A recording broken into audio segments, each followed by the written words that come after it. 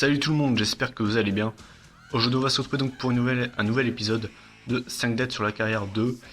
Donc le dernier épisode, si je ne me trompe pas, sachant que j'ai pas de mémoire, je dirais que le dernier que j'ai fait, ça doit être sur l'Undertaker. Non, je sais même plus, enfin bref voilà. Pour vous dire à quel point j'ai pas de mémoire. Enfin bref voilà.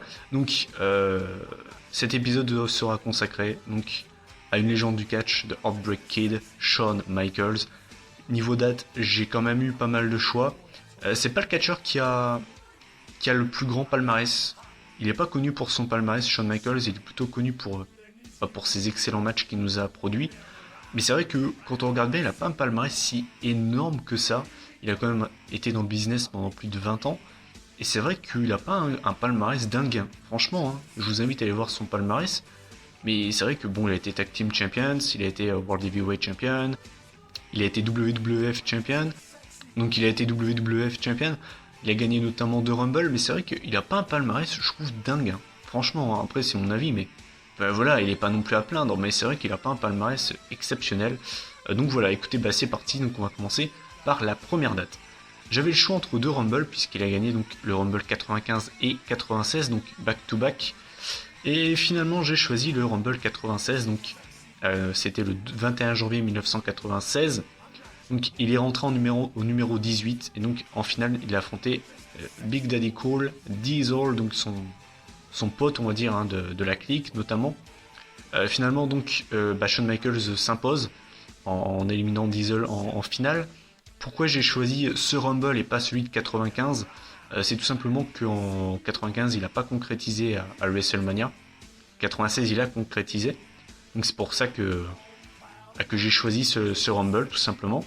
Et donc, justement, en parlant de WrestleMania, venons-en, puisqu'on va arriver donc à WrestleMania 12, où il a affronté Bret the Hitman Hart, dans l'un de ses matchs, peut-être même son plus grand match de sa carrière. Bon, après, ça c'est discutable.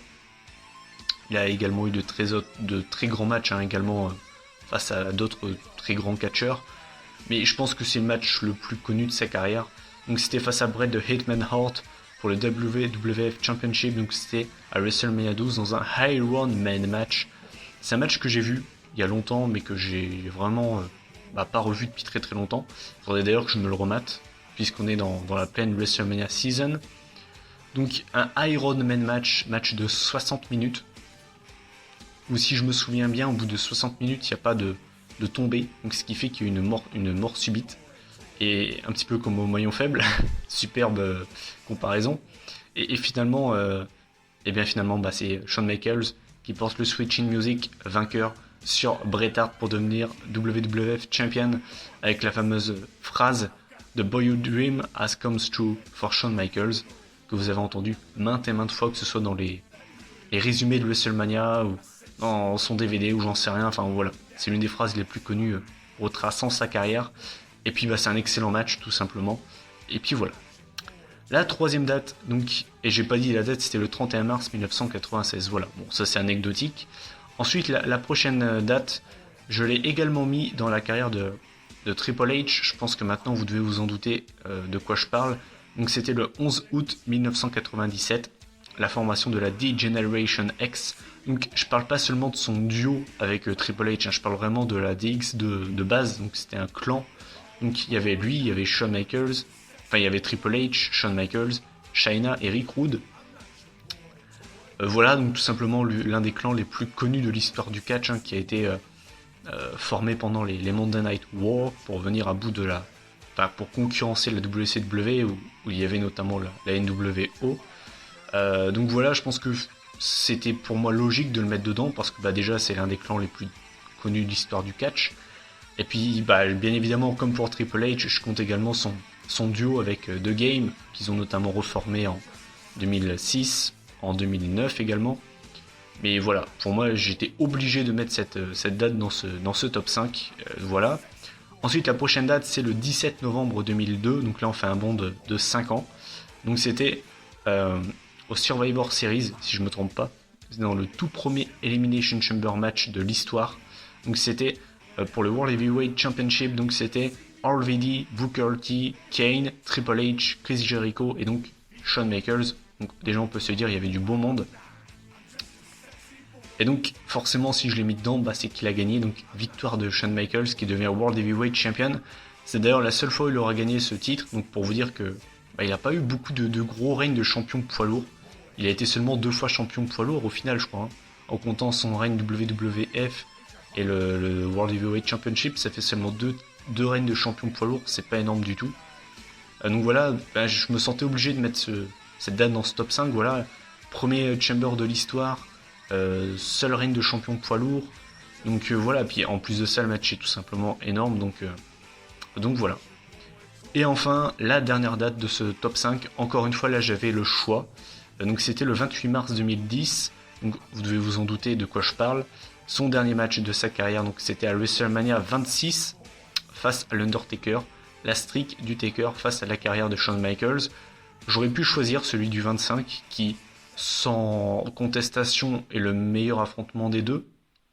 Mais clairement, j'étais obligé de mettre celui-là parce que bah, c'est son dernier match et qui est beaucoup plus marquant dans ce côté-là. Il est moins bon, je trouve, même s'il reste vraiment bon. Attention, hein, je dis pas qu'il est mauvais. Mais il est quand même en dessous du 25, je trouve. Mais bon, voilà, c'est son dernier match. Face à l'Undertaker, streak, carrière, bon, c'était un très gros match, très attendu des fans. C'est le premier show que j'ai vu en direct. Je me rappelle qu'à la fin, on voit Shawn Michaels qui dit adieu aux fans. Enfin, j'avais les larmes aux yeux parce que voilà, c'est une légende du catch, Shawn Michaels. Je l'ai pas connu très longtemps au final, puisque bah, j'ai commencé fin d'année 2007, donc je l'ai connu environ 2 ans et demi. C'est pas énorme. Mais j'imagine que pour des gars qui regardent depuis plus de 20 ans, qui l'ont connu à ses débuts, ça devait être émouvant et clairement, voilà, c'est l'une des plus grandes légendes des années 80, 90, 2000. C'est un petit peu comme l'Undertaker, c'est des gars qui ont traversé les époques, qui ont toujours été au top. Et voilà, et puis ils nous ont offert un très bon match pour son dernier match. Et puis voilà. Et écoutez, ce top 5 est déjà terminé. Donc bah, je vous invite à donner votre avis en commentaire, à donner votre top 5. Franchement, je pense, je suis fier de mon top 5 parce que je pense pas avoir oublié de grandes dates dans sa carrière. Je pense pas que mes dates soient vraiment discutables. Je pense vraiment que c'est les dates les plus marquantes de sa carrière. N'hésitez pas quand même à me mettre si jamais vous trouvez que j'en ai oublié. Peut-être que j'en ai oublié, hein, ça se peut. Ma prochaine vidéo, donc, ce sera la review du Royal Rumble 2013. Elle arrivera donc la semaine prochaine.